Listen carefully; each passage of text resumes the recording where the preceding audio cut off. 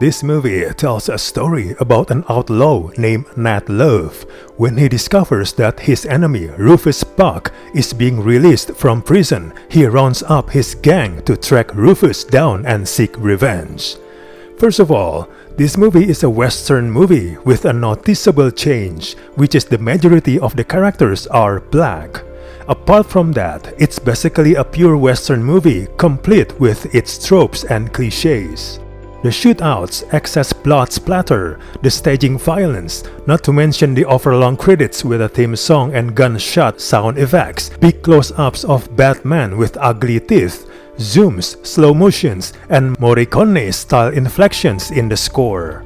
It's conforming to genre expectations rather than subverting them.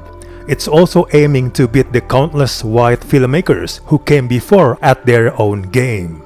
The goodwill towards the film in its early stages is aided considerably by its ensemble, as the impressive cast helping to elevate the movie's liberal utilization of Western style beyond mere genre pastiche. And for a significant portion of the runtime, this refreshing corrective to Hollywood whitewashing does enough to sustain interest.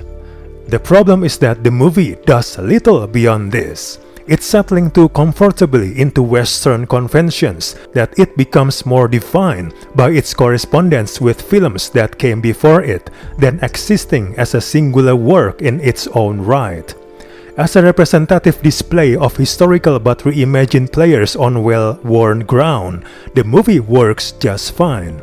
But as a movie needing narrative, pacing, and characters, it's just a derivative mishmash that doesn't hold its cliches and archetypes together with any lasting impression. It's a widely uneven journey of scattershot humor, bloodshed, and repetitively threatening showdowns that make the audience long for characterization and atmosphere devoid of menace. For boasting such a formidable cast, the movie has a perfunctory variety pack vibe instead of one built on people making their way through a time and place. The generic characters are a lot less interesting than their namesakes or the various exaggerated stories that were told about them.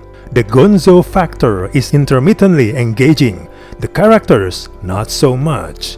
For a film that's well over 2 hours long, that's a serious problem.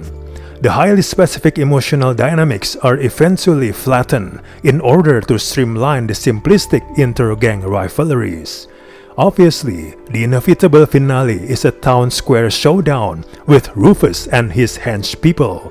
But the movie takes a long way to get there, moving through subplots and way too many supporting characters. The movie is also frequently offset by the plodding pace and dull attempts at drama. Showdowns and surfaces clearly matter more to the filmmakers than the trajectory of a character or idea. Some of the nice creative touches, like the movie's frequent use of overhead shots, become wearing. Overall, this movie is basically a love letter to classic Western cinema. Unfortunately, it's nothing more.